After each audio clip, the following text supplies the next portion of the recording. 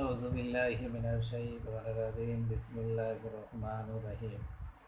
প্রতিদিনের মতো আর কি legal and company affairs news TV channel থেকে হচ্ছে আইনের তথ্য নিয়ে সংবাদ পরিবেশন করি। তো আজকেও করতেছি আর কি, শুরু করি আর কি।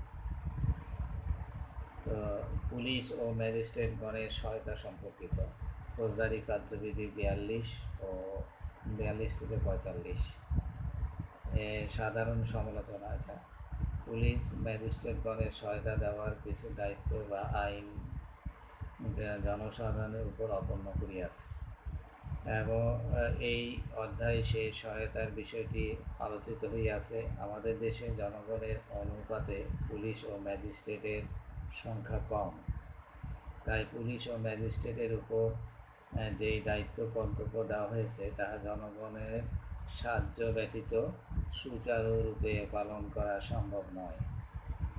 অপরাধী এবং অভিযুক্ত ব্যক্তিকে গ্রেপ্তার করিবার প্রয়োজন হলে অপরাধী চায় গ্রেপ্তার এড়াইতে। এক্ষেত্রে অপরাধীকে গ্রেপ্তার করিবার জন্য জনগণের সাহায্য প্রয়োজন হয়। অনেক ক্ষেত্রে গ্রেপ্তারকৃত আসামি পালাইয়া যাইতে চায় বা লোকে ছিনাইয়া নিতে চায়, সেই ক্ষেত্রে পুলিশকে সাহায্য করিবার জন্য জনগণের সাহায্য দরকার হয়। দেশে এক শ্রেণীর লোক দাঙ্গা হাঙ্গামা, চুরি ডাকাতি, খুন, জখম প্রভৃতিহীন কাজে লিপ্ত হওয়ার বাসনা মনে মনে পোষণ করে এবং বা এই ধরনের কাজে লিপ্ত হইয়া যায়। এই ধরনের কাজ অঙ্কুরে বিনাশ করিবার জন্য বিভিন্ন জায়গা পুলিশ বসাইয়া রাখা সম্ভব নয়। এই ধরনের কাজ অঙ্কুরে নিয়ে বিনাশ করিবার জন্য জনগণ যদি নিকটস্থ পুলিশ ফাঁড়ি বা থানায় খবর দেয় তবে উহা অঙ্কুরে বিনাশ করা সম্ভব হয়। অপরাধের প্রতিরোধমূলক ব্যবস্থা সমাজের পক্ষে মঙ্গলজনক, আর এই প্রতিরোধের ব্যবস্থা জনগণের সাহায্য ব্যতীত সম্ভব নয়। যখন কোনো সরকারি সম্পত্তি, জনগণের সম্পত্তি, রেলপথ, নদীপথ, টেলিগ্রাফ লাইনের অনিষ্টের উপর হুমকি আসে, তখন পুলিশ ও ম্যাজিস্ট্রেটকে এই সমস্ত হুমকি মোকাবেলা করিয়া উহা রক্ষা করিতে হয়। পুলিশ ও ম্যাজিস্ট্রেটের এই কাজে জনসাধারণের সাহায্য একান্ত দরকার। অপরাধ অনুষ্ঠান বা অভিপ্রায়ের কথা যদি কেউ জানিয়া নিকটস্থ ম্যাজিস্ট্রেট বা পুলিশকে ইচ্ছা করিয়া না জানায়, তবে সে দণ্ডবিধির 176 এবং 202 ধারায় শাস্তিযোগ্য। অবশ্য মিথ্যা খবর দিলে খবরদাতা 182 ধারায় অপরাধ করিবেন। জনগণকে যাহা জানাইতে বলা হইয়াছে সে সম্পর্কে তাহা প্রত্যক্ষ জ্ঞান থাকিতে হইবে। কোনো গুজব বা অভিমত জানানো ফৌজদারি কার্যবিধি 45 ধারায় বাধ্যতামূলক নয়। উচ্চ আদালতের সিদ্ধান্ত সমূহ ফৌজদারি কার্যবিধি 42 ধারা। এক কোনো আসামি গ্রেপ্তার করিবার জন্য দায়িত্বপ্রাপ্ত পুলিশ অফিসার উক্ত আসামিকে গ্রেপ্তার করিবার জন্য চৌকিদারকে সাহায্য করিবার কথা বলিতে পারে। 6 CWN 337। ধারা 45, কোনো চৌকিদার যদি ইতিমধ্যে ঘটনার বিষয়ে পুলিশকে অবহিত করে তাহলে একই বিষয়ে পুলিশকে সংবাদ দিবার দায়িত্ব গ্রামের মাতব্বরের থাকে না। 65 IC 626। গ্রেপ্তার পলায়ন।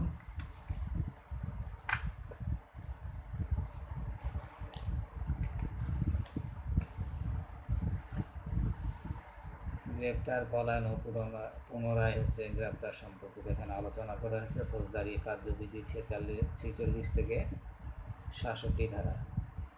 আলোচনা। গ্রেপ্তারের সাধারণ অর্থ আটকানো। কেউ স্বেচ্ছায় আত্মসমর্পণ করিলে পুলিশ আটকাইতে পারে। আবার কেউ গ্রেপ্তার এড়াইতে চাইলে বা গ্রেপ্তারের বাধা সৃষ্টি করিলে পুলিশ বল প্রয়োগ করিয়া তাহাকে গ্রেপ্তার করিতে পারে। গ্রেপ্তারের সময় কোনো ব্যক্তি যদি দৌড়াইয়া গিয়ে কোনো স্থানে আশ্রয় গ্রহণ করে, ওই স্থানের মালিক দখলদার পুলিশকে সার্চ করিতে দিতে এবং সার্চের জন্য সব ধরনের সহায়তা করিতে বাধ্য। ওই স্থানের মালিক বা দখলদার যদি পুলিশকে ঢুকিবার অনুমতি না দেয় তাহলে পুলিশ অফিসার ওই স্থানের দরজা বা জানালা ভাঙিয়া সেখানে প্রবেশ করিতে পারে। তবে প্রবেশের আগে ওই ঘরের মালিক বা দখলদারকে সব কথা বুঝাইয়া বলিতে হইবে। আর সেই ঘরে যদি কোনো মহিলা থাকে তাহাদিগকে সরিয়া যাইতে বলিতে হইবে। ঘরে ঢুকিবার পরে যদি পুলিশের বাহির হইবার পথ বন্ধ করিয়া দেওয়া হয়, তাহলে তিনি দরজা জানালা ভাঙিয়া বাহির হইয়া আসিবার অধিকার রাখেন। শক্তি প্রয়োগের নামে অত্যাচার করা আইন সিদ্ধ নহে। গ্রেপ্তার যেখানে আইন অনুমতি, সেখানে যিনি গ্রেপ্তারকারীকে বাধা দেন তিনি দণ্ডবিধি 224 ধারায় অপরাধী। যে গ্রেপ্তার আইন অনুগ নহে, সে গ্রেপ্তার তিনি করেন, তিনি দণ্ডবিধি 220 ধারায় অপরাধী। গ্রেপ্তারকালীন পুলিশের প্রবেশকে বাধা দেওয়া দণ্ডবিধি 332 ধারায় অপরাধ। আবার সেই যে পুলিশ অফিসার বল প্রয়োগের ক্ষেত্রসীমা অতিক্রম করে তিনি দণ্ডবিধি 220 ধারায় অপরাধী। গ্রেপ্তার পর যদি ওই ব্যক্তির জামিন না হয়, তবে তাহার দেহ সাজ করিতে হয়। কাপড় চোপড় ব্যতীত অন্যান্য কিছু তাহার নিকট পাওয়া গেলে সেগুলি নিরাপদে রাখিবার ব্যবস্থা করিতে হয়। কোনো মহিলাকে সাজ করিতে হইলে তাহা অন্য কোনো মহিলাকে দিয়া করিতে হয়। সাধারণ পুলিশ অফিসার ম্যাজিস্ট্রেটের দেওয়া ওয়ারেন্ট বলে কোনো অন্য সন্দেহভাজন ব্যক্তি বা আসামিকে গ্রেপ্তার করেন, তবে পুলিশ যে কাউকে নিম্নলিখিত অন্যান্য ক্ষেত্রে বিনা ওয়ারেন্টে গ্রেপ্তার করিতে পারে। যে ব্যক্তি গুরুতর অপরাধে লিপ্ত বলিয়া সন্দেহ করা হয়। 2 হচ্ছে যাহার নিকট চুরি করিবার জন্য শীত কাটিবার যন্ত্র পাওয়া যায়। 3 যে ফেরারি আসামি বলিয়া ঘোষিত। 4 হচ্ছে যাহার নিকট চোরাই মাল পাওয়া যায়। 5 পুলিশ তাহার কাজে যে বাধা দেয়। 6 জেল বা হাজতে যায় নামা হইতে যে পালাইয়াছে। 7 হচ্ছে প্রতিরক্ষা বাহিনী হইতে যে পালাইয়া আসিয়াছে বলিয়া সন্দেহ হয়। পুলিশের হাতে বিনা ওয়ারেন্ট গ্রেপ্তারের বিপুল ক্ষমতা দেওয়া হইয়াছে। শুধুমাত্র সন্দেহের বশীভূত হইয়া পুলিশ বিনা ওয়ারেন্টে কোনো ব্যক্তিকে গ্রেপ্তার করিতে পারেন, তবে সন্দেহ যুক্তিযুক্ত হইতে হইবে। সন্দেহের দৃঢ়ভিত্তি থাকিতে হইবে। খামখেয়ালিভাবে সন্দেহ করা চলিবে না। থানার ভারপ্রাপ্ত কর্মকর্তা নিম্নলিখিত ব্যক্তিকে বিনা ওয়ারেন্টে গ্রেপ্তার করিতে পারেন। 1 যে তাহার এলাকার আসিয়া গুরুতর অপরাধ করিবার জন্য আত্মগোপন করিবার চেষ্টা করিয়াছে। 2 হচ্ছে যে ব্যক্তির ভরণ পোষণের কোনো প্রকাশ্য জীবিকা নাই। 3 যে ব্যক্তি চোর বা ডাকাত রূপে নির্বাচিত, তাহার ভারপ্রাপ্ত অফিসার যুক্তিসঙ্গত মূলে উপরোক্ত ব্যক্তিকে বিনা ওয়ারেন্টে নিজে বা অন্যকে গ্রেপ্তার করিবার আদেশ দিতে পারেন। থানার ভারপ্রাপ্ত অফিসার বা তদন্তকারী অফিসার কাহাকে গ্রেপ্তারের পূর্বে যে পদ্ধতি অবলম্বন করিবেন, তিনি একটি লিখিত আদেশ দিবেন। 2 হচ্ছে ওই লিখিত আদেশটি তিনি তাহার একজন অধস্তন কর্মচারীর হাতে অর্পণ করিবেন। 3 এই লিখিত আদেশের মধ্যে তিনি যাহাকে গ্রেপ্তার করিবেন তাহার পূর্ণ বিবরণ থাকিবে। 4 কি অপরাধের জন্য বা কি কারণে গ্রেপ্তার করিতে হইবে তাহা অপরাধের মধ্যে উল্লেখ থাকিবে। 5 হচ্ছে গ্রেপ্তারকারী অফিসার গ্রেপ্তারের আগে উক্ত ব্যক্তিকে আদেশের বিষয়বস্তু জানাইয়া দিবেন। প্রত্যেক থানায় নিজস্ব এলাকা আছে। যে এলাকার মধ্যে অপরাধ হইলে থানার অফিসার আইনানুগ ব্যবস্থা গ্রহণ করিতে পারেন, তবে তাহার থানায় অনুষ্ঠিত অপরাধের সাথে জড়িত ব্যক্তির গ্রেপ্তার করিবার জন্য তিনি বাংলাদেশের যে কোনো স্থানে যাইতে পারেন। পুলিশ অফিসার ওয়ারেন্ট ব্যতিরেকে গ্রেপ্তার করিবার অধিকার রাখেন, কিন্তু গ্রেপ্তার করিবার 24 ঘণ্টার মধ্যে ম্যাজিস্ট্রেটের নিকট হাজির করিতে হইবে। গ্রেপ্তারের স্থান হইতে পৌঁছাবার সময় এই 24 ঘণ্টা হইতে বাদ যাইবে। যাতায়াতের সময়কে বাদ দিয়া 24 ঘণ্টার বেশি কোনো ব্যক্তিকে পুলিশ হেফাজতে রাখা হইলে তাহা একটি অপরাধ। ম্যাজিস্ট্রেটের সম্মুখে বিনা ওয়ারেন্টে গ্রেপ্তারকৃত অপরাধ অনুষ্ঠিত হলে তিনি নিজে গ্রেপ্তার করিতে পারেন বা কাউকে গ্রেপ্তার করিবার আদেশ দিতে পারেন, তবে নিজে না দেখিয়া অপরের নিকট শুনিয়া ম্যাজিস্ট্রেট সরাসরি কোনো ব্যক্তির গ্রেপ্তার আদেশ দিতে পারেন না। বিচারের জন্য মামলা বা কেস গ্রহণ করিবার পর অবশ্য ম্যাজিস্ট্রেটকে গ্রেপ্তারের আদেশ দিতে পারেন। সাধারণ মানুষও যদি দেখিতে পান যে তার সামনে গুরুতর অপরাধ সংঘটিত হইয়াছে বা ফেরারি আসামি ঘুরিয়া দাঁড়াইতেছে, তখন তিনি ওই ব্যক্তির গ্রেপ্তার করিতে পারেন।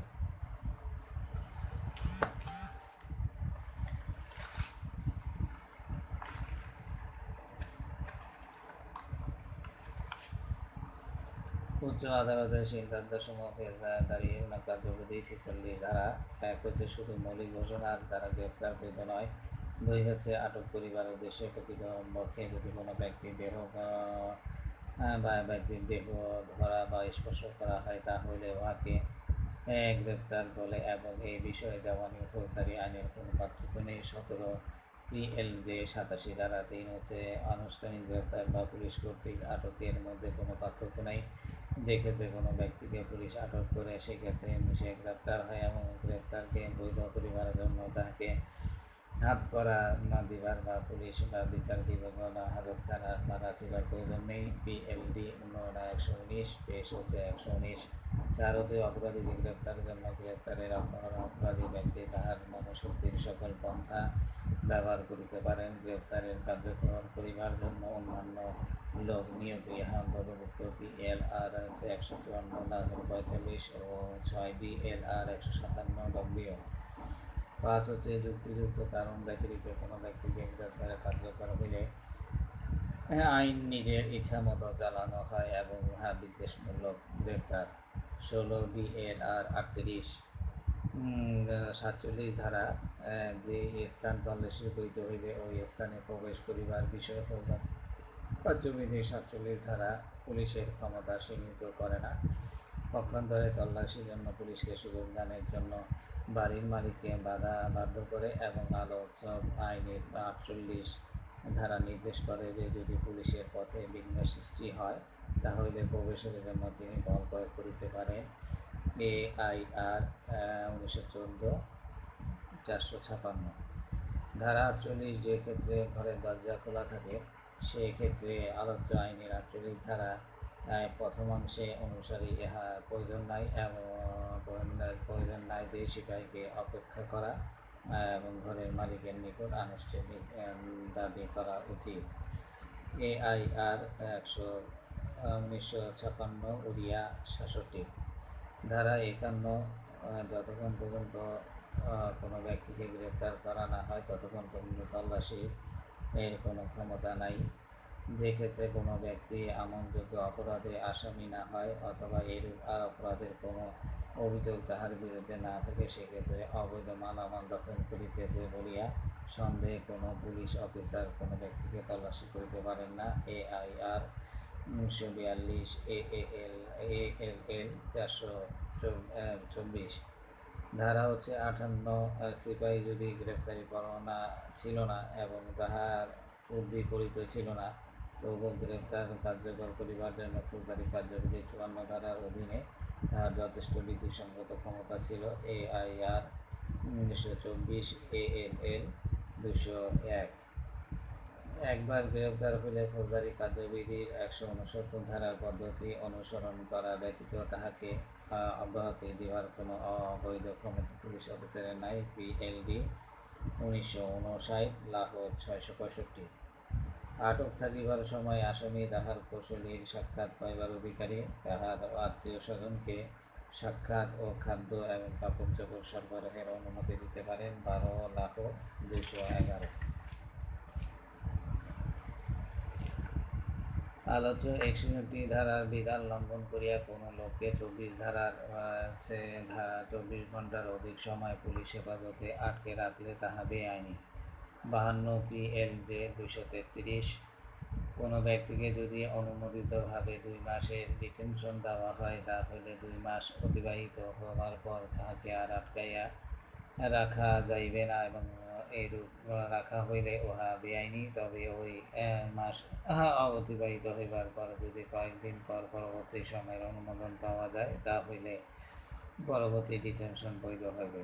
PLD 151 সিন্ধু 66 যে ক্ষেত্রে পুলিশ অফিসার বা গ্রেপ্তারকৃত ব্যক্তির মধ্যে শত্রুতা থাকে সেক্ষেত্রে ইহা প্রমাণের জন্য খুবই উচ্চমানের সাক্ষাৎ প্রয়োজন হইবে। পুলিশ অফিসার সরল বিশ্বাসী কাজ করিয়াছেন। 55 PLJ 578 ফৌজদারি কার্যবিধির 58 ধারার অধীনে কোনো পুলিশ অফিসার পরোয়ানা ব্যতীত কোনো ব্যক্তিকে গ্রেপ্তার করিতে পারেন যদি যুক্তিযুক্ত সন্দেহ না থাকে এবং সেই আমলযোগ্য অপরাধের সহিত সম্পর্কযুক্ত। PLD 1961 লাহোর হচ্ছে 600 যুক্তিযুক্ত সন্দেহের উপর ভিত্তি করিয়া কোনো ব্যক্তিকে কোনো পুলিশ অফিসার গ্রেপ্তার করিতে পারেন, কিন্তু যুক্তিযুক্ত সন্দেহ হোক বা না হোক এরূপ কোনো সাধারণ গ্রেপ্তার করিতে পারেন না। PND 1961 Lahore 911 BLR 131 WP। যে ক্ষেত্রে সিপাহী শুধু এই তথ্য ছিল যে কতিপয় দুশ্চরিত্র লোক একটি স্থানে ছিল, সেই ক্ষেত্রে এরূপ ব্যক্তিদের গ্রেপ্তার হচ্ছে ন্যায়সঙ্গত বলা যাইবে না।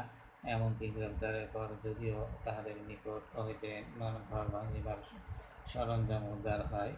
AIR 142 AL হচ্ছে 78 ধারা হচ্ছে 55 ধারা, যে ব্যক্তি এই ধারার আওতায় আসে তাকে পুলিশ অফিসার 8 অধ্যায়ের অধীন ম্যাজিস্ট্রেটের আদেশ ব্যতীত বা পরোয়ানা ব্যতীত গ্রেপ্তার করিতে বা করাইতে পারেন, যদিও তাহার বিরুদ্ধে ফৌজদারি কার্যবিধির 110 ধারার অধীন কার্যধারা মনস্থ করা হইয়াছে।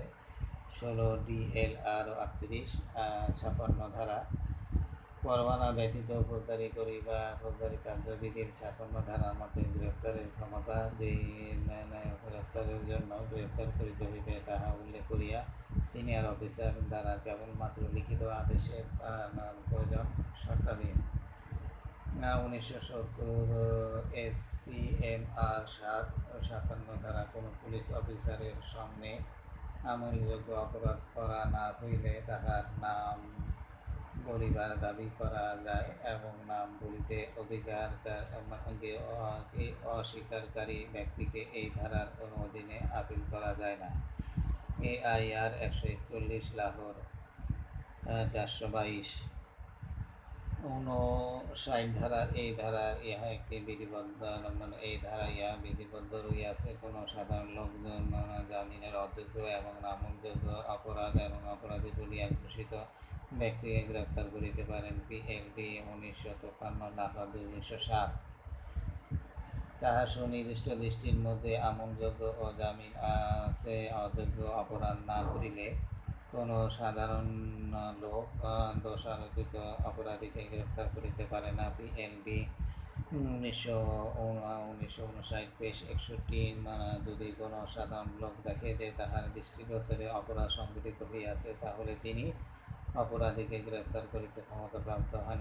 যে ক্ষেত্রে এরূপ অপরাধ সংগঠনের বিষয়ে শুধু তাহার যুক্তিসঙ্গত সন্দেহ রহিয়াছে, সেক্ষেত্রে আইন প্রয়োগে তিনি হচ্ছে অপরাধীকে গ্রেপ্তার করিতে ক্ষমতার অধিকারী। PLD 1661 লাহোর 630 4 হচ্ছে আমলযোগ্য এবং জামিন অযোগ্য অপরাধ সংগঠন প্রকৃত পক্ষে সেই ব্যক্তি দেখেন এবং তাহার চিৎকারে যাহারা সাহায্য করিতে আসেন তাহারাই অপরাধীকে গ্রেপ্তার করিতে পারেন।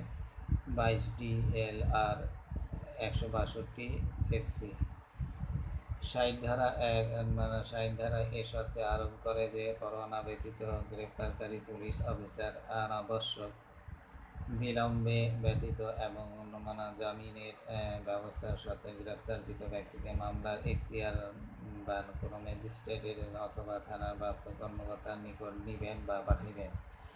29 DLR হচ্ছে 256 LC 61 ধারা একজন আসামিকে 24 ঘন্টার বেশি সময় পুলিশ হেফাজতে শুধুমাত্র তখনই রাখা যাইবে যখন ফৌজদারি কার্যবিধির সংহিতার 166 ধারা মতে ম্যাজিস্ট্রেটের বিশেষ আদেশ থাকে।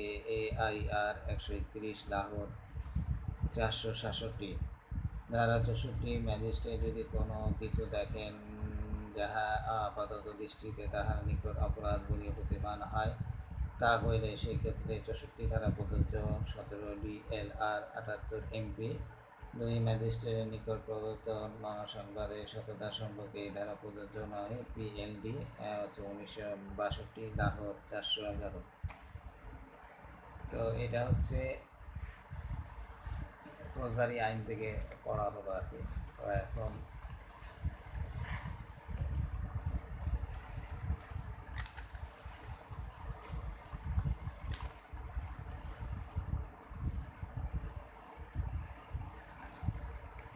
বিবরণ পত্রের আছে কোম্পানি আইন থেকে পড়বো আর কি। একটা হচ্ছে বিবরণপত্রের বৈশিষ্ট্য ও লক্ষ্য যেটা আছে। তো ফিচার অ্যান্ড অবজেক্ট অফ এ হচ্ছে প্রসপেক্টাস। বিবরণপত্রে উল্লেখ উপরিউক্ত বিবরণপত্রে বিশ্লেষণ করলে তার যেসব বৈশিষ্ট্য পরিলক্ষিত হয় তা আলোচনা করা হলো। এটি একটি বিজ্ঞপ্তি, প্রচার বা আমন্ত্রণ স্বরূপ। এটি কোম্পানির শেয়ার বা ঋণপত্র ক্রয়ের আমন্ত্রণ বা চাঁদা প্রদানের আহ্বান জানায়। এটি হচ্ছে জনসাধারণকে আমন্ত্রণ জানায়। এই ক্ষেত্রে জনসাধারণ বলতে বহু সংখ্যক লোককে নির্দেশ করে না, জনসাধারণের একটি অংশ আমন্ত্রণ জানালেই হয়। একটি গ্যাস কোম্পানির প্রবর্তকগণ শুধু গ্যাস কোম্পানির সদস্যদের মধ্যে 3000 বিবরণপত্র বিলি করেছিল। এক্ষেত্রে আদালত ওই আমন্ত্রণকে পর্যাপ্ত বলে রায় দিয়েছেন। এটা রেফারেন্স হচ্ছে south of England gas company limited. হচ্ছে কেবল প্রবর্তক এর বন্ধুবান্ধব বা আত্মীয় স্বজন অথবা তাকে শেয়ার বা ঋণপত্র আমন্ত্রণ করলে তা বিবরণপত্র হিসেবে বিবেচিত হবে না। শেয়ার উইল মানে হচ্ছে কম্বাইন্ড ইন ক্যান ডিসেন্ট মেন্টেলস। আচ্ছা, এটা একটু রেফারেন্স। আর যা হচ্ছে এটি প্রবর্তক অথবা পরিচালকগণ কর্তৃক দরখাস্তকৃত হবে এবং এতে নির্দিষ্ট তারিখ থাকবে।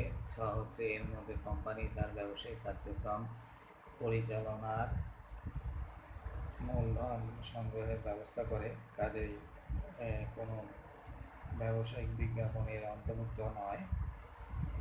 বিবরণপত্রের বিষয়বস্তু কন্টেন্টস অফ এ প্রসপেক্টাস। কোনো কোম্পানি বিবরণপত্র প্রচার করার উদ্দেশ্য হল মূলত মূলধন সংগ্রহ করা। যারা শেয়ার ও ঋণপত্রের ক্রয়ের দ্বারা কোম্পানির অর্থ বিনিয়োগ করতে আগ্রহী তাদের স্বার্থ ও নিরাপত্তার দিক লক্ষ্য রেখে বিবরণপত্র প্রয়োজনীয় বিভাগে উল্লেখ করার একান্ত প্রয়োজন বিধায় কোম্পানি আইনের 93 ধারায় বিবরণপত্রের ব্যবসা সংক্রান্ত বিষয়াদি আলোচনা করা হয়েছে। নিচে বিবরণপত্রের একান্ত অপরিহার্য বিষয় উল্লেখ করা হলো।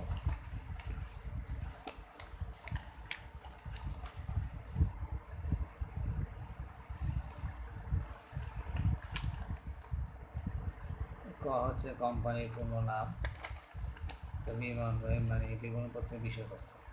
হতে হচ্ছে কোম্পানির রেজিস্টার অফিসের ঠিকানা। হচ্ছে বিবরণ প্রচারের তারিখ।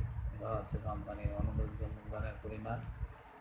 হচ্ছে কোম্পানি নিবন্ধকের কাছে বিবরণপত্রের একটি কপি উপস্থাপন করা হয়েছে এ সংক্রান্ত একটি ঘোষণাপত্র 92 উপধারা।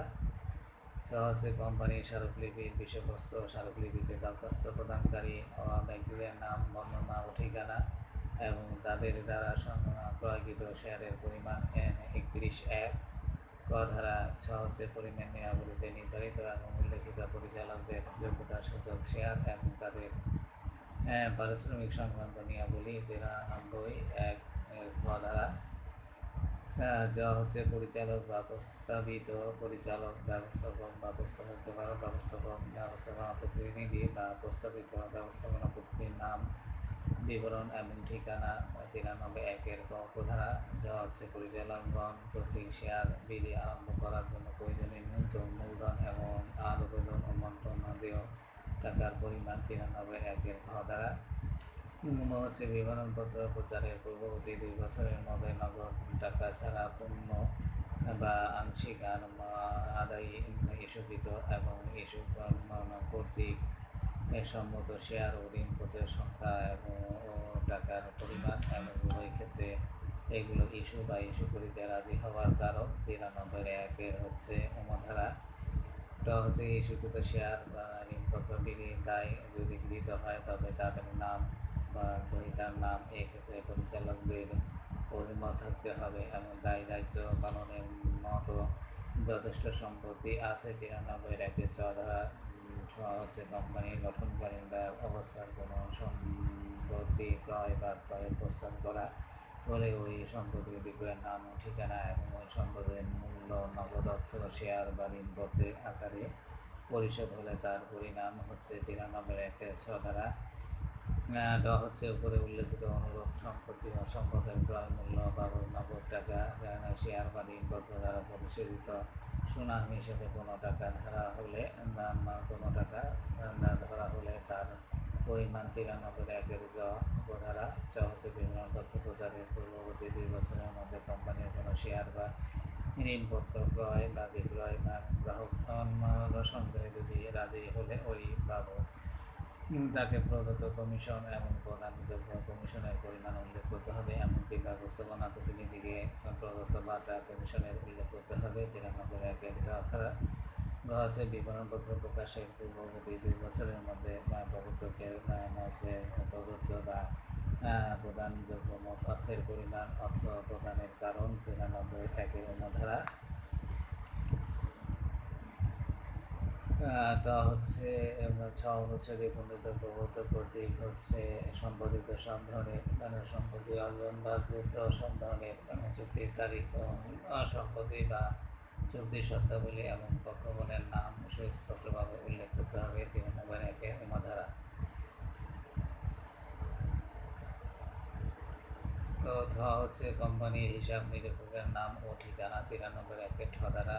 হচ্ছে পরিচালক, প্রবর্তক বা অন্যান্যদের স্বার্থ এবং তার পরিধি 93(1)(ড) ধারা। হচ্ছে কোম্পানিতে একাধিক প্রকৃতির শেয়ার থাকলে কোম্পানির সবাই প্রত্যেক প্রকৃতি এর মালিকদের ভোটাধিকার এবং মূলধন ও লভ্যাংশ প্রাপ্তির বিষয়ে তাদের অধিকার সুক্ষুণ্ণভাবে বর্ণিত হবে। 93(1)(ঢ) ধারা। হচ্ছে কোম্পানির সদস্যদের সবাই উপস্থিত বক্তব্য প্রদান, ভোট দান এবং শেয়ার হস্তান্তর এবং পরিচালকদের উপর প্রদত্ত ব্যবস্থাপনা এখতিয়ারের উপর কোম্পানির পরিমাণ নিয়মাবলীতে বিধি নিষেধ আরোপ করা হলে তার প্রকৃতি ও সীমা উল্লেখ। 93(1)(ন) ধারা। হচ্ছে কোম্পানি আইনের এত ধারা উল্লেখিত বিষয়ের জন্য শেয়ার মূলধন ছাড়াও অন্য কোনো উৎস হতে আবশ্যিক অর্থ সংগ্রহ করা হলে ওই অর্থের বিবরণ তার উৎসে উল্লেখ। 93(1)(ক) ধারা। হচ্ছে কোম্পানি আইন উপদেষ্টার নাম ও ঠিকানা। হচ্ছে কোম্পানি হিসাব বহি পরিদর্শনের নিয়মাবলী। হচ্ছে মূলধনের প্রকৃতি ও প্রত্যেক প্রকার মূলধনের পরিমাণ। হচ্ছে ব্যাংকারের নাম ও ঠিকানা। যা হচ্ছে মূলধনের অন্য মূল্যায়ন। হচ্ছে শেয়ার ক্রয়ের জন্য দরখাস্তের নমুনা। হচ্ছে কোম্পানির পূর্বে কোনো জমা অর্থ থাকলে তার ব্যবহার পদ্ধতি। হচ্ছে কোম্পানির পক্ষে নিযুক্ত দালালদের পূর্ণ নাম, ঠিকানা, পারিশ্রমিক পরিমাণ হচ্ছে কোম্পানির পরিমাণ নিয়মাবলী, সংক্ষিপ্ত বিবরণ ইত্যাদি। আগে থেকে পরিচালনা। আচ্ছা, এরপরে এটা পরবর্তীতে আলোচনা করবো আর কি। আজকে পর্যন্ত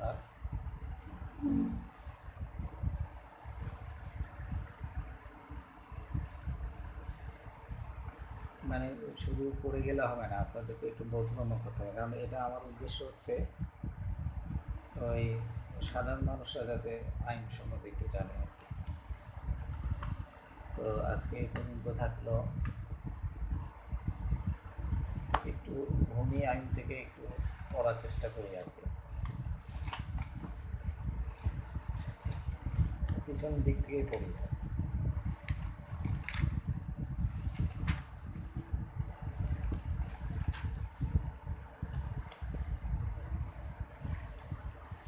আজকে যেটা পড়বো ওই যে রেজিস্ট্রিকারী অফিসার দলিল রেজিস্ট্রি করিতে অস্বীকৃতি জ্ঞাপন করিলে ক্ষুদ্র পক্ষের কী প্রতিকার, এ বিষয়ে যাবতীয় বিধান অত্র আইনের 71 ধারায় হইতে 77 ধারা পর্যন্ত বিবৃত আছে।